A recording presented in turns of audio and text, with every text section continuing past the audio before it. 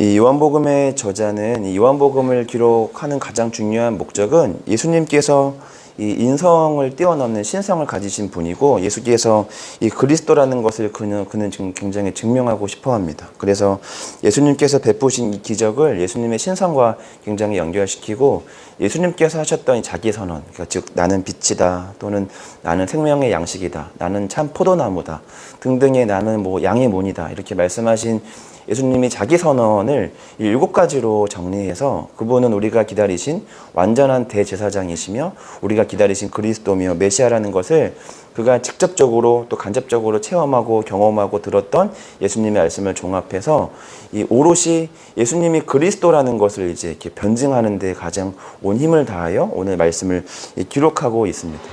이 요한복음의 전반부와 또 큰 맥락이 이렇게 예수 그리스도의 어떤 신성과 그리스도라는 것을 증명하고 있다면, 전반부의 내용이 끝나고 이 후반부로 넘어가게 되면 이 요한복음의 저자는 이제 예수님이 그리스도라는 것을 충분하게 설명을 다 하면 그 다음에 이제 뭘로 넘어가게 되냐면, 그분이 그리스도고 메시아인데 왜 이 땅에 오셨냐면 이제 우리를 구원하기 위해 이 땅에 오신 분이라는 것을 우리 가운데 설명하고 있습니다. 그래서 이 요한복음을 기록하는 중간중간 이 요한복음의 저자는 그 시점들을 밝히고 있습니다. 예를 들어서 우리가 어제 처음 말씀 봤던 12장 1절의 말씀을 보면 이제 6월절 엿새 전 이렇게 되는 거죠. 그러니까 마치 하나 영화로 치면 뭐 디데이를 딱 두고 뭐 디데이 6일, 뭐 디데이 뭐 5일, 4일, 그리고 뭐 디데이 이렇게 되는 것처럼 이 모든 이 여정은 이 6월절을 향해 달려가고 있는 사건임을 분명히 기록하고 있습니다. 그냥 단순하게 저자가 예수님을 떠올리고 또 생각하고 하다가 그래 이거 넣으면 좋겠다 하고 이렇게 넣은 것이 아니라 나름의 특별한 어떤 목적을 가지고 오늘 말씀을 굉장히 기록했는데, 이 어제 이 향유병을 깨트려 예수님의 머리 또는 발에다가 부었던 이 사건을 이 특별히 이 요한은 예수님께서 이것을 장례, 이 여인이 지금 나의 장례를 준비한 것이다를 기억해서 이 6월절 엿새 전으로 시작해서 조금씩 예수님께서 본격적으로 이 십자가를 향해 이 행진하고 있음을 이제 보여주고 있습니다.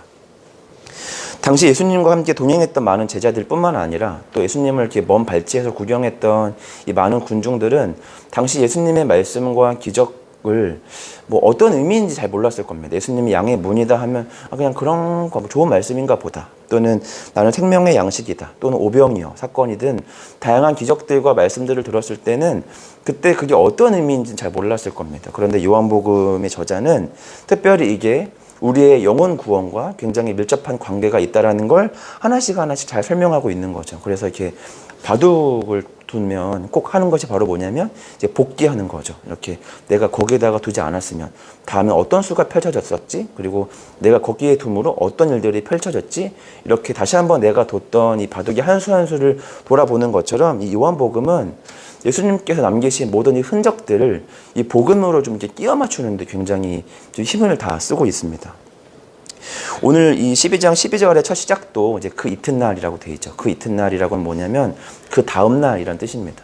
그러니까 6월절 엿새 전 시작했던 예수님의 이 장례의 행진이 지금 끝나지 않고 계속 이어지고 있는 걸 보여주고 있고, 이것은 이제 사건들마다 그 시점들을 밝히면서 이제 우리의 독자들이, 우리의 관심이 그냥 예수님의 그냥 어떤 말에 뺏겨서 결국 가장 중요한 본질인 이 십자가로 나아가는데 우리 눈이 뺏기지 않도록 6월절과 계속적으로 지금 이 요한복음의 저자는 연결시키고 있습니다. 12절의 사건도, 이 예루살렘에 입성하신 사건도 그가 뭐 이렇게 이제 복음을 전하러 갔다가 이제 6월절이 됐네 생각해 보니까 이제 내가 우리 아이들을 위해서 십자가에 못 박혀 죽어야겠구나 이렇게 결정하신 게 아니라, 이것은 이미 오래전부터 이 땅에 오셨을 때부터 예수님이 약속하시고 계획하셨던 사건이고, 이것은 하나님의 오래전 약속하셨던 하나님의 언약의 계획에 따라 이루어진 사건이고, 예루살렘에 입성하실 때 많은 사람들의 환호와 열광 속에서 입성을 했지만, 그러나 입성하셨던 예수님은 다른 마음을 갖고 있었다라는 걸 우리는 본문을 통해서 보게 됩니다. 특별히 오늘 본문은 이제 6월절을 맞이해서 이제 유대인뿐만 아니라 각 지방으로 흩어졌던 많은 디아스포라 유대인들 또는 다른 지역의 많은 이제 유대교를 믿는 많은 이방인들이 이 6월절을 기념해서 이제 예루살렘으로 모였습니다. 이 고대근동 사회에서도 이스라엘 중에 예루살렘이 정말 대략적으로 많은 인구를 차지하는 것은 아니지만 그래도 제법 많은 인구수를 차지했는데, 그런데 이 예루살렘의 그 다른 지역에 있는 많은 사람들도 지금 예루살렘으로 모였던 것입니다. 특별히 다른 유월절보다 이번 유월절이 좀 가장 사람들에게 뜨거운 관심을 보이는 이유 중에 하나는 바로 뭐냐면, 그동안 이 예수님에 대한 이야기가 몇 번 유대인 사회에서 좀 이렇게 등장하기는 했지만 이번만큼 예수님의 이름이 좀 집중적으로 관심받았던 때는 없었던 것 같습니다. 왜냐하면 이전에 다양한 기적들과 사건들도 뭐 한두 번이야 그럴 수 있겠지, 좀 과장됐겠지, 뭐 이렇게 생각했을지 모르겠지만, 이 유월절 사건이 임하기 정말 그렇게 오래되지 않았던 때에 이 죽은 자를 살렸고 또 그것을 목격한 사람들이 상당수에 이른다라는 것을 많은 사람들은 듣게 되고, 야, 먹는 문제 또 사는 문제를 해결할 뿐만 아니라 우리의 죽고 사는 문제까지 해결하는 사람이란 말이야? 이런 관심을 갖게 됐고, 많은 사람들은 그동안 꿈꿔왔던 이스라엘의 회복에 대해서 많은 관심을 갖고 있던 유대인들은 아마도 예수님이 예루살렘으로 입성하신다라는 이야기를 듣고 나름대로 만반의 준비를 좀 다 한 것 같습니다. 그래서 오늘 본문을 보게 되면 예수님께서 이 명절에, 이 유월절에 예루살렘 입성을 이렇게 준비하시고 입성하실 때 이미 많은 무리가 예수님을 맞이하기 위해서 나름의 준비를 했죠. 이렇게 보면 종려나무 가지를 들고 이렇게 모였는데, 종려나무 가지는 특별히 이 나무가 상징하는 이게 있는데 바로 뭐냐면 정복자, 군주 이런 뜻을 상징합니다. 그러니까 지금 이 종려나무 가지를 흔들고 예수님을 맞이하는 사람들에게는 이미 예수님은 뭐 헤롯보다 또 로마 황제보다 더 큰 정복자이고 왕으로서 이제 그분을 이제 맞이하고 있는 겁니다. 사실은 굉장히 좋습니다. 그런데 사실은 예수님이 지금 이 땅을 정복하기 위해 이 땅에 입성하시는 것은 아닙니다. 이들 모두가 지금 예수님이 선지자 이상 또 대제사장 이상의 어떤 특별한 분이다, 어쩌면 그분이 그리스도고 우리가 오랫동안 기다렸던 메시아라는 것에 대해서는 사람들이 이제 심정적으로 조금 동의하기 시작했을지 모르겠습니다. 그런데 예수님이 우리 가운데 이해시키고 싶었던 그리스도의 모습과 우리가 기대하는 그리스도의 모습은 좀 차이가 있는 것처럼, 오늘 본문에도 예수님이 내가 너희들의 그리스도야 라고 말하는 그 그리스도와 우리가 생각하는, 이들이 생각하는 그리스도에 대한 모습은 달랐던 거죠. 그러니까 이들은 지금 이 정복자의 모습으로 오시는 예수님을 꿈꿔서 이 그리스도 메시아를 꿈꾸며 종려나무 가지를 바닥에다가 깔고 종려나무 가지를 흔들며 예수님을 굉장히 거하게 이 예루살렘으로 입성합니다. 그러니까 얼마 되지 않았던 수전절에 지나고 이 다시 한번 이 예수 그리스도라는 사람을 통해서 이 나라가 다윗 또 솔로몬 때처럼 가장 찬란했던 이스라엘의 나라로 돌아가는 것은 아닐까, 나름대로 이 기대를 하면서 예수님을 이제 맞이하는 것이죠. 그런데 이 종려나무 가지를 흔들며 이 나라를 다시 로마를 이렇게 물리치고 우리 나라를 회복해 달라는 바람으로 이 종려나무 가지를 흔드는 많은 사람들의 이 기대를 예수님은 지금 무엇으로 응수하시냐면 이 어린 나귀를 타고 입성하시는 것으로 예수님의 응답을 대체합니다. 그러니까 정복자로 그들은 지금 예수님을 이렇게 맞이하고 있는데, 예수님은 정복자의 상징이 어떤 말이나 뭐 거대한 어떤 흰 말이나 뭐 이런 거를 타고 이렇게 백마를 타고 입성하시는 게 아니라 어린 나귀를 타고 입성하시는 거죠. 고대 사회에서 어린 나귀는 전쟁에 사용되는 게 아니라 운송이나 농사에 쓰이는 가축입니다.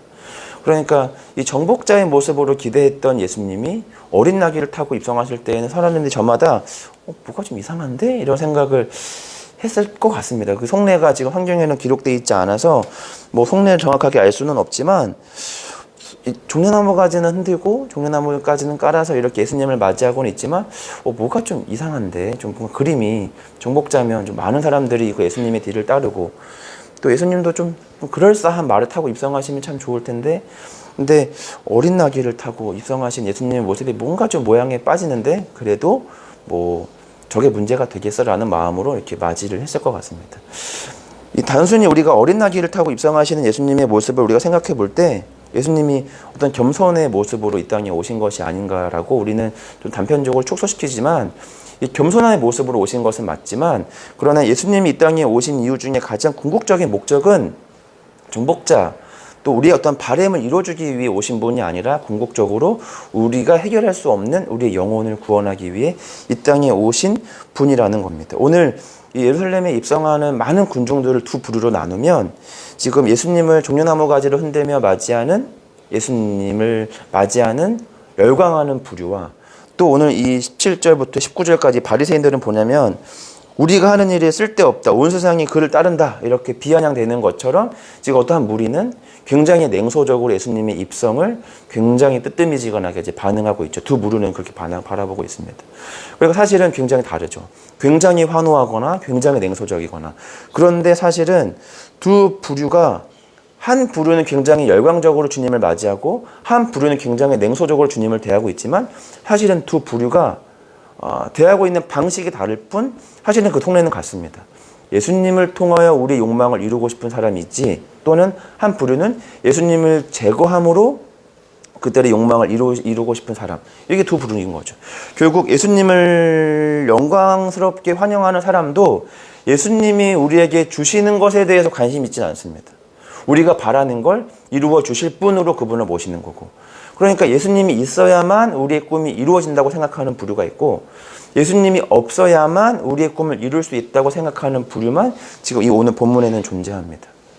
우리가 오늘 말씀을 통해서 깊이 우리의 내면과 우리의 신앙을 말씀 앞에서 한번 조명해 보기를 원합니다. 우리는 혹시 이 두 부류에 속하고 있지 않은가? 우리가 하나님을 향하여 하는 이 모든 열심과 우리가 예수님께 보내는 모든 찬송과 모든 이 예배와 이 모든 열광 속에는 오롯이 주님이 우리 가운데 가르치시고 보이시고 우리 가운데 주고 싶어하는 것들을 누리기 위함인지 아니면 이 열광 속에는 우리의 욕망을 실현시켜 주실 분이 주님이시기 때문에 그 주님을 우리가 열광하며 주님을 찬송하고 있는 것은 아닌가 다시 한번 돌아봅니다. 오늘 이 종려나무 가지를 흔들며 예수님을 맞이하는 이들에게 예수님은 어린 나귀를 타고 입성하심으로 말하는 겁니다. 나는 너희의 정복자가 아니라 난 너희의 구원자다 이렇게 말해주고 있는 겁니다. 우리는 어떤 모습으로 우리가 주님을 맞이하고 우리가 어떤 생각으로 어떤 모습으로 우리가 주님을 우리 마음 가운데 모시고 있습니까? 사람은 오늘만 관심이 있죠. 그런데 주님은 영원에 관심이 있습니다. 이 영원의 시간 속에 예수님의 관심이 그 가운데 있습니다. 오늘 우리의 관심이 뭐 오늘이라고 하니까 아닌데요. 나는 내일도 관심 있고 모레도 관심 있고 라고 하지만 이 영원의 시간 속에 우리가 우리의 인생에 이 땅에서의 우리의 시간을 비유해 보면 우리 인생에서의 100년이든 1000년이든 이 영원의 시간 속에 이 100년도 1000년도 이 땅에서의 모든 삶은 정말 찰나와 같습니다. 근데 우리의 관심은 영원이 아니라 지금 오늘에만 관심이 있죠. 오늘 착각하고 있는 거죠. 예수님이 있어야만 우리의 꿈이 실현될 수 있어. 예수님이 없어야만 우리의 꿈이 실현될 수 있어. 그렇게 두 부류가 예수님의 환영과 냉소로 주님을 영접합니다. 오늘 말씀을 좀 이렇게 묵상을 하다가 예수님의 이 입성을 예수님의 마음으로 좀 생각을 해보면 얼마나 고독하고 외로울까. 사람이 때로 이 견디기 어려운 마음 중에 하나가 이 고독과 외로움이라고 생각이 드는데 때로는 그래 아내가 또 내 아이가 누군가가 내 마음을 알아줄 때 참 행복한데 어떤 일에 있어서 지독하게 마음이 외로울 때가 있거든요. 이 군중 속에서의 고독함, 군중 속에서의 외로움, 정말 가까운 누군가한테 터놓고 말할 수 없는 그 문제들조차가 있을 때가 있습니다. 오늘 예수님의 심정이 이제 그런 거죠. 모두가 예수님을 향해서 열광하지만 그 착각된 열광 속에 예수님은 어쩌면 외로우셨을지 모르겠습니다.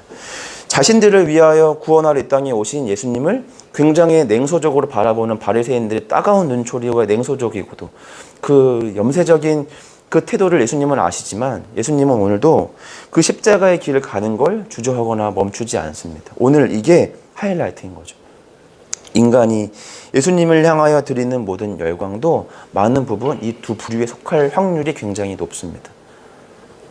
그런데 예수님이 우리 가운데 베푸시는 모든 선이 왜 은혜이냐면 우리가 때로는 바리새인들처럼 예수님의 모든 행하심을 굉장히 냉소적으로 바라보거나 또는 착각 속에 허상을 쫓으며 그렇게 헛되게 주님을 열광하더라도 주님이 우리에게 은혜 베푸시고 구원을 베푸시는 것을 주저하거나 후회하지 않고 오늘도 우리에게 한 걸음 한 걸음 우리를 구원하신 일들을 이루고 신실하게 그 약속들을 이루어 가신다라고 하는 겁니다.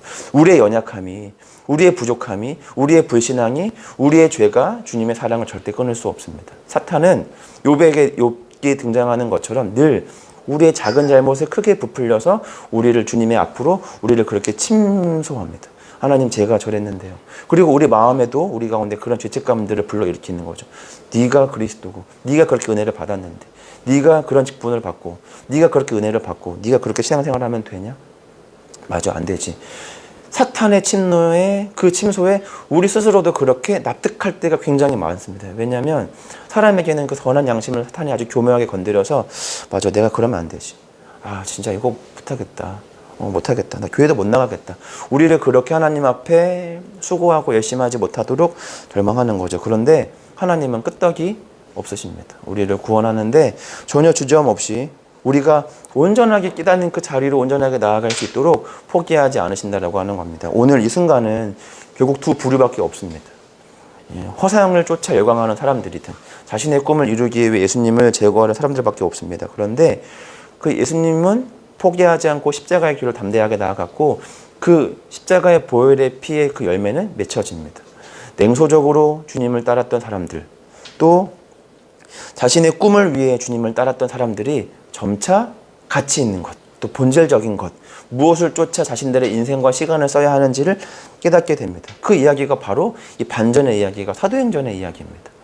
아직까지도 제자들은 이때까지만 해도 오늘 말씀 나와 있는 것처럼 예수님이 왜 그렇게 했는지, 왜 기적을 베풀었는지, 그런 말씀들을 하셨는지, 이 예루살렘의 입성이 왜 어린 나귀를 타고 왜 베다니라는 마을에 가서 왜 나귀를 데리고 와가지고 나귀를 타고 입성하시라고 하셨는지 아무도 그 의미를 모르는 거죠. 아, 그런 의미였구나.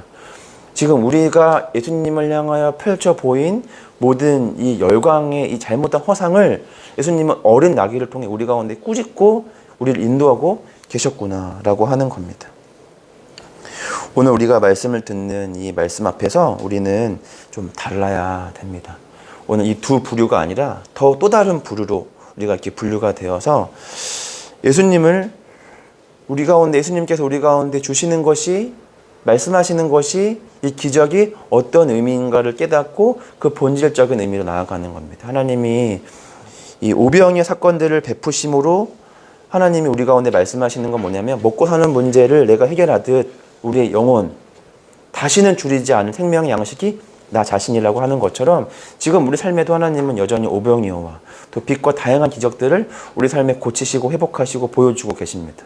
우리는 그 우리 삶에 펼쳐 보이는 수많은 은혜의 흔적들을 통해서 단순히 그것을 감사하는 정도로 끝날 것이 아니라 그것을 통하여 우리의 영혼으로 관심이 이제는 가치가 전환되어야 됩니다. 지금은 우리가 이렇게 어린아이들을 이렇게 가르치다 이렇게 보면은 저희 아이들이 지금 저한테 관계에서 해야 되는 거 뭐냐면 잘 받기만 하면 됩니다. 지금은. 근데 좀 크면 이제 뭐 해야 되냐면 잘 받았으면 이제 나눠줄 줄도 알아야 되고, 그리고 단순히 인생이 받고 나누는 게 아니라 때로는 먼저 나눠야 될 때도 있다는 걸 알게 되고, 더 나아가면 이제 이 나눔 속에 사랑의 의미, 나눔의 의미, 인생의 의미, 가치의 의미를 점차 깨닫게 되는 것이죠. 처음 신앙생활을 했을 땐 주님께 은혜만 잘 받아도 됩니다. 그런데 거기만 머무르면 안 되고 은혜를 잘 받았으면 잘 베풀고 또 섬김, 이런 자리 속에서 하나님이 우리 가운데 피워내시고 싶은 신앙의 본질들을 우리 마음속에 신앙의 열매로 피워내시기를 간절히 바랍니다. 우리가 레슬링 기도회를 통해서 우리가 열심히 이 100일 동안 열심히 기도한 이 마지막 한 주의 레이스를 이렇게 좀 유종 의미를 거두려고 하는데, 야곱이 야복강에서 하나님과 열심히 씨름해서 얻은 게 결국 뭐냐면 이름 하나 바뀐 거. 어떻게 보면 그거 하나 얻으려고 환도뼈가 부러지고 막 그렇게까지 뭐 했나 싶은데, 하나님이 마지막 야곱에게 말씀하시는 것은 바로 뭐냐면 너가 이스라엘이라는 걸 잊지 말라는 거죠. 아브라함과 야곱에게 하신 약속을 너는 잊으면 안 된다라는 걸, 이삭에게 하신 약속을 잊으면 안 된다라는 걸 야곱에게 깨달려 주는 겁니다. 오늘 이 기도회를 통해서 우리가 깨달아야 하는 건 단순히 어떤 무엇보다 우리가 하나님의 자녀임을 깨닫고, 그 자녀라는 것이 무엇인가? 우리가 인생 속에 정말 쏟아야 하는 건 오늘이 아니라 영원이라는 시간 속에 우리가 이 가치라는 것을 깨닫는 것입니다.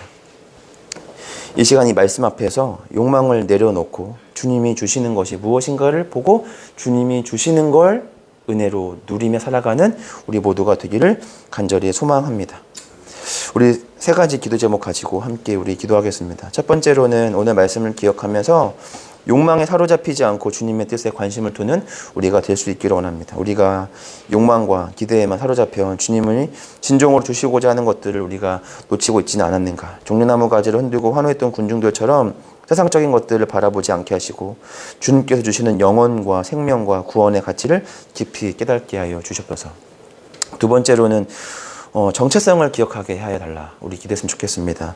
야곱이 하나님께 새 이름을 받은 것처럼 우리가 그리스도인이라는 새 이름을 받았던 이 정체성을 우리가 잊어버리지 않고 세상의 성공과 번영이 아니라 정말 주님이 주시는 은혜와 복을 이 가치를 여기며 살아갈 수 있는 우리가 되게 해달라고.